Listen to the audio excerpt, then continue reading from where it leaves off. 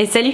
Je vous retrouve aujourd'hui pour vous parler de papeterie, d'organisation et plus particulièrement de bullet journal. Si vous me suivez sur Instagram et Twitter, vous savez déjà que je suis complètement tombée en amour pour ce système d'organisation que j'applique depuis quelques semaines maintenant. Or, il se trouve que suite à mes nombreuses photos sur Instagram, vous avez été très nombreux à me demander de faire une vidéo sur le sujet afin de vous expliquer un petit peu dans les grandes lignes ce qu'est le bullet journal et comment est-ce que moi je l'applique. Le concept est né à New York et a été inventé par Ryder Carroll, un directeur artistique spécialiste du design interactif. Mais qu'est-ce que le bullet journal? Le bullet journal, c'est un système d'organisation qui vous permet de mettre au placard tous les cahiers que vous utilisiez jusqu'ici, et je vous laisse remarquer que j'en avais énormément, pour les englober dans un seul et même cahier, le bullet journal. J'ai découvert ce système très récemment, donc du coup le mien n'est pas très fourni, mais j'ai l'intention de vous montrer comment est-ce que je fais, moi, pour réussir à m'organiser dans ma vie de tous les jours, dans ma vie de blogueuse, de youtubeuse, et dans ma vie de lectrice et d'Emily. Si vous souhaitez en apprendre plus sur le système basique du bullet journal, je vous invite à cliquer sur la vidéo qu'il y a derrière. Il se trouve que Ryder Carroll est un super mec, parce que non seulement il a des super idées, mais il les partage gratuitement avec tout le monde. Il explique dans cette vidéo comment est-ce qu'il a mis en place son bullet journal, qu'est-ce que le principe même du bullet journal, et si vous comprenez un petit peu l'anglais, je pense qu'il vous expliquera ça bien mieux que moi. Donc n'hésitez pas à cliquer. Avant de vous présenter l'intérieur de mon bullet journal, je voudrais vous présenter le matériel que j'utilise et également vous parler des inspirations qui me permettent de faire le mien. Je prends mes inspirations absolument partout, que ce soit sur Pinterest, Instagram, Twitter, Facebook, auprès de mes copines ou encore chez la grande Bowberry qui est pour moi la reine incontestée du bullet journal décoratif, que je vous invite à aller voir. D'ailleurs, je vous mets tout ça en barre d'infos. Tout est bon pour m'inspirer et je ne m'en cache absolument pas. Donc à savoir que vous risquez de trouver des choses de chez Bowberry dans mon bullet journal, mais également d'ailleurs. C'est un espèce de melting pot qui me ressemble un petit peu plus. Et voilà. Je fais mon bullet journal dans un cahier Leuchtturm 1917 sur les conseils de Bowberry. C'est un cahier avec des petits points et les petits points c'est super pratique.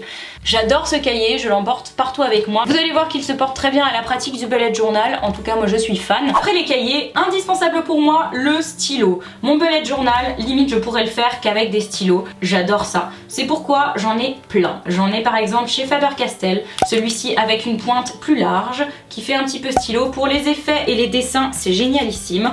Mais mon préféré reste quand même celui-ci de chez Unipen, en pointe 0,5. C'est avec celui-ci que je fais tous mes dessins quasiment et tous mes écrits. Les autres, c'est du complément que j'utilise de temps en temps, mais je les utilise quand même bien moins. On poursuit dans les stylos avec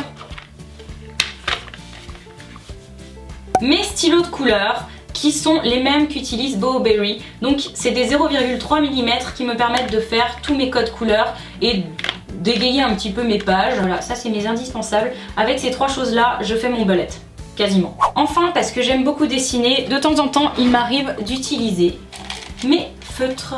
Donc là c'est des Stabilo Pen 68 que j'aime énormément et que j'utilise très fréquemment, que j'ai depuis longtemps. Mais il m'arrive également de ramener des éléments décoratifs avec des post-it plutôt sympathiques ou des masking tape. Alors pour ceux qui ne le savent pas, les masking tape c'est des rubans adhésifs en fait avec des petites illustrations dessus et c'est pas mal pour la déco, moi j'aime beaucoup. Mais j'utilise plus ça pour mon filofax. Après vous avoir montré le matériel que j'aime utiliser, on va passer au bullet journal. Et j'essaye de vous expliquer au mieux comment est-ce que je fonctionne et pourquoi est-ce que je fais les choses comme je les fais. La première page, page avec mes coordonnées. Sait-on jamais, si je le perds, peut-être que quelqu'un me le ramènera. Ensuite nous avons l'index. L'index ça va me permettre de savoir où sont les choses dans le carnet, parce que l'un des avantages de cette petite merveille, de ce petit carnet Leuchtturm, je sais pas comment on dit, c'est qu'il y a la pagination sur le bas et ça me permet donc de savoir où se trouvent les choses et c'est génialissime. La page la plus importante du bullet journal. Si vous comprenez cette page, vous comprenez le système même. Comme je vous le disais, c'est un système de code. Moi, mon code, ça va être celui-ci. C'est-à-dire que dès que j'ai un petit point, c'est que je dois faire une tâche. Dès que je le barre d'une croix, c'est qu'il est fait. Un événement, c'est un rond. Quand j'ai un événement que j'ai pas eu le temps de faire et que je reporte, ça va être une croix. Les choses urgentes, une étoile. Les recherches, un point d'exclamation. Et les notes, une barre. Vous avez compris? Si ce n'est pas le cas, ne vous inquiétez pas. Vous allez comprendre avec le reste. J'ai un calendrier annuel, donc c'est joli, je trouve ça joli personnellement. Et ça me permet aussi de voir les dates et les jours qui correspondent sur toute l'année. Voilà, c'est pas très utile, mais j'en avais besoin quand même. Je trouve ça, c'est quand même la base dans un agenda. Ensuite, cette page, vous allez la retrouver chaque mois. C'est ma page du mois. C'est-à-dire que c'est cette page-là qui me permet de voir tous les événements que j'ai au mois. Donc, elle se découpe comme ceci. Vous avez le mois d'avril qui va être sur toute la longueur comme ça, avec les jours et les dates qui correspondent.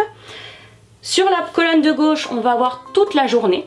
Sur la colonne du milieu, vous allez avoir la matinée, la colonne de droite, l'après-midi, mes objectifs du mois, et tout ça fonctionne avec un code couleur. Ça, c'est vraiment une page essentielle pour moi et j'adore la faire.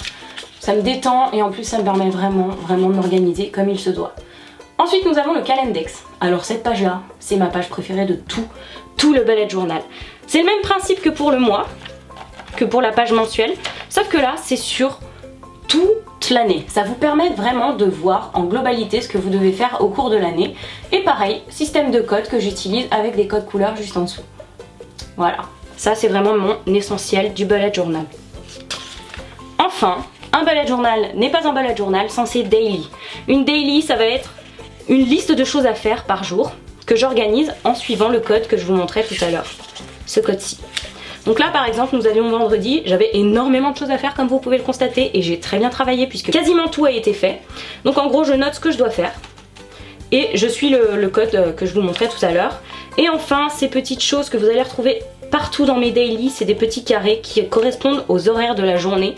Ça me permet d'organiser mes journées et ça respecte un code couleur que je n'ai pas noté dans le bullet journal mais qui est gravé dans ma tête. Et voilà, c'est juste histoire de savoir à quelle heure est-ce que je dois faire quoi, vraiment pour être un petit peu plus disciplinée. Une page que j'aime énormément aussi, c'est ma page Update Lecture. Sur cette page, je note tous les livres que j'ai déjà lus et que je dois encore chroniquer en vidéo. Ça me permet de voir où j'en suis, ce qui me reste à présenter. Enfin voilà, c'est vraiment pas mal pour s'organiser. Comme vous pouvez le voir, j'ai pas mal de livres d'avance que je n'ai pas encore présentés. On sait jamais, les pannes de lecture, ça peut arriver. Et j'arrête de parler, je vous montre les daily jusqu'à ce qu'on trouve une page que vous n'avez pas encore vue. Donc ça va être du daily. J'aime bien aussi mettre la météo sur mes journées. Ça laisse une trace de la journée que j'ai passée. Par exemple, là il faisait très beau, il faisait très beau, il faisait très beau, voilà. Vous comprenez quoi?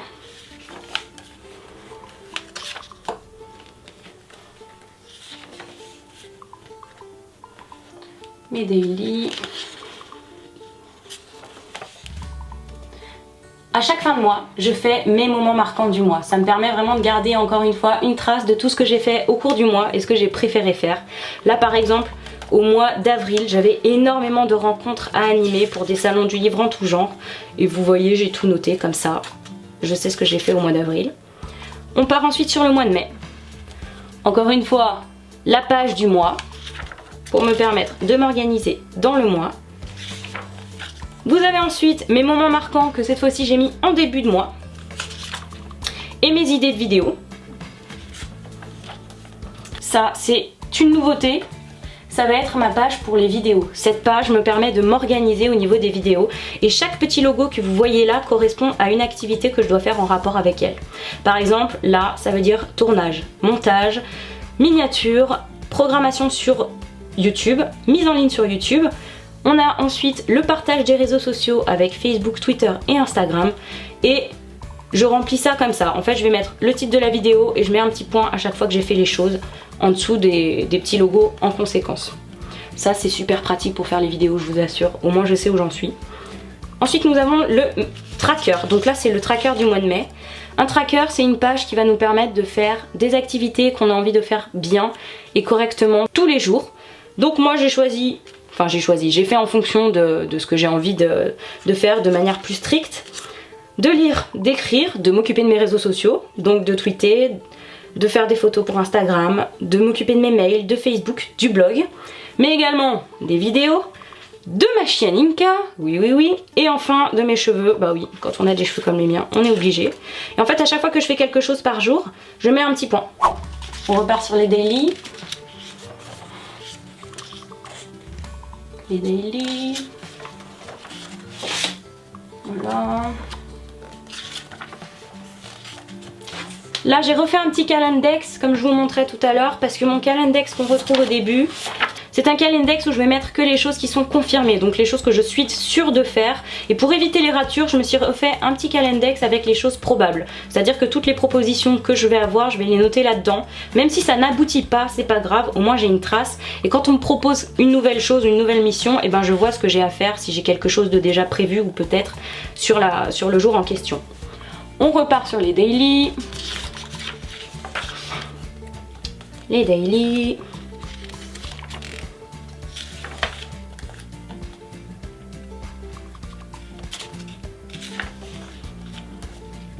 Et on arrive au mois de juin. Et rebelote pour le mois de juin. Première page du mois, avec les objectifs, les moments marquants et le tracker. Vous comprenez? Et enfin, les daily. Et aujourd'hui, nous sommes le vendredi 3 juin et je suis en train de vous faire cette vidéo, donc c'est pas encore terminé quoi.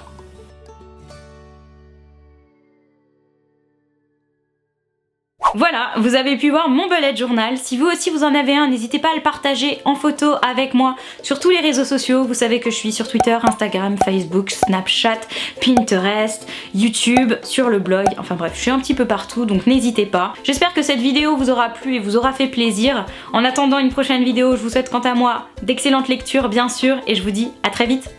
Salut! Et salut! Et salut! Aujourd'hui sur ma chaîne avec Oh, Margot! pour faire un nouveau tag, Un nouveau challenge. On a eu l'idée là, comme ça. Nous l'avons appelé le Emoticon Book Challenge.